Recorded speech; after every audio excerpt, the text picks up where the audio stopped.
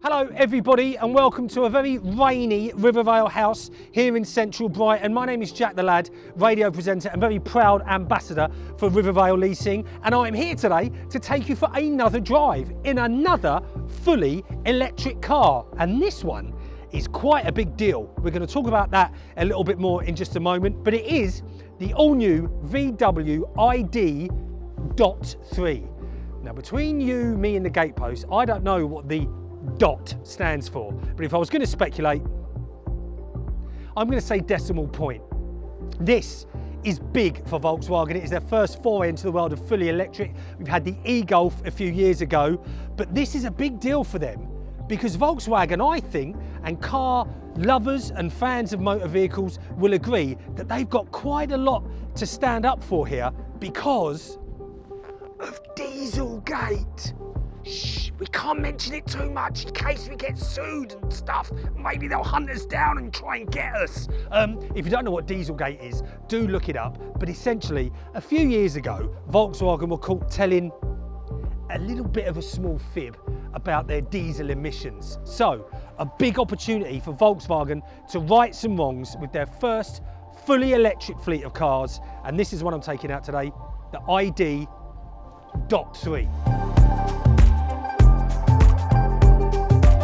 And I will say that my first impressions of it when I'm outside are a little bit mixed, if I'm going to be honest with you. It kind of looks electric, if that makes sense. It's got that sort of feel about it. It looks quite sleek, but there's a couple of bits about it that aren't really setting me on fire, if you will. Look at these, just hubcaps. There's no alloy wheels on this particular car. It's got that big famous VW badge on the front. And like I said, it's got a nice sort of sleek look with some nice tint about it, but I'm not sure about these.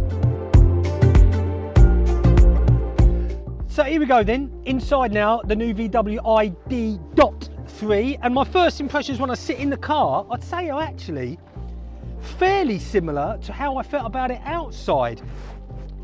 It's okay looking in here, but it isn't gonna win any awards, I don't think. It's very kind of sparse, if you like. I don't like these upholstered seats, and there's quite a lot of plastic in here.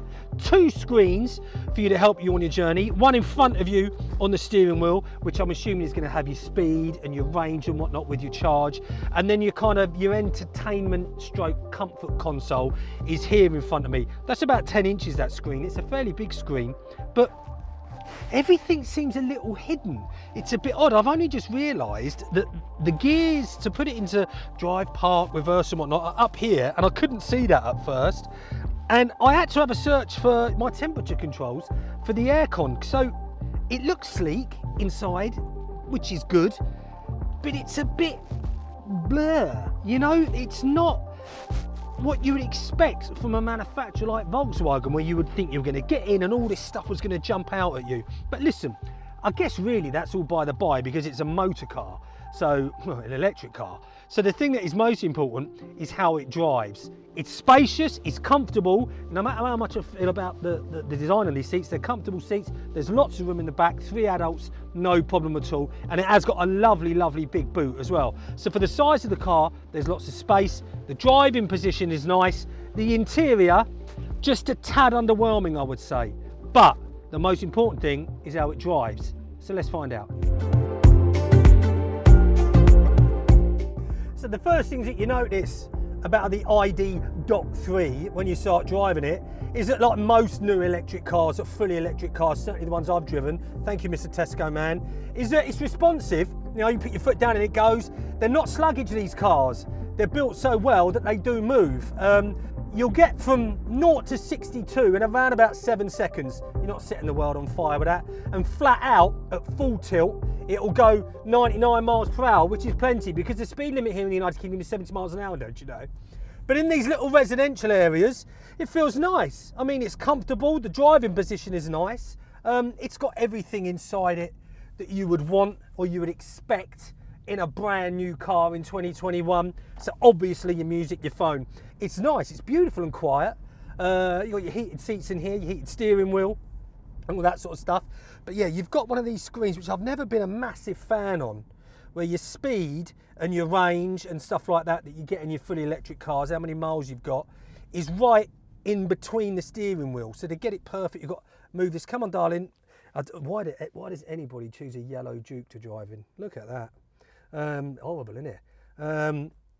So yeah, it's get that view I find a little interesting. I'd rather have it here, if I'm honest with you. Oh, cool. The windscreen wipers are the ones that go like that.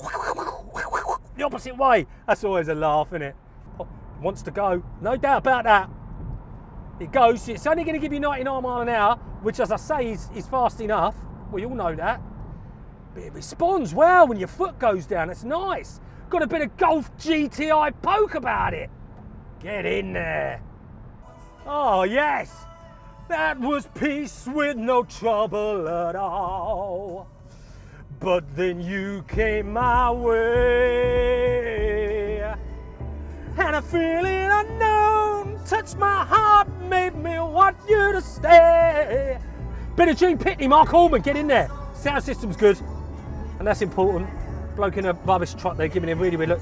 See, this is what I mean, I can't turn it down as quick as I want. So there we go then, ladies and gentlemen, that was the Volkswagen ID.3. Volkswagen's first foray into the world of fully electric driving. And it's a 50-50 car for me, I've got to be honest with you. There were some parts of it I really, really liked. Out of all of the electric cars I've driven, the fully electric cars, it drives as well as any, if not better than some of them. But there's a few bits about it that are just a bit blur. The interior didn't set me on fire. I didn't like the seats too much. And stuff like this just looks a little bit cost-cuttery, you know?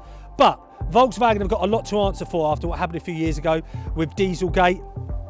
This isn't the best one on the market, but it isn't the worst either. So do check it out. rivervaleleasing.co.uk is where you can find all the info on this car that you need, as well as a huge selection of used cars. And as always, do it the right way, do it the Rivervale way. I hope this finds you and your families well, and I'll see you on the other side real soon. Cheers.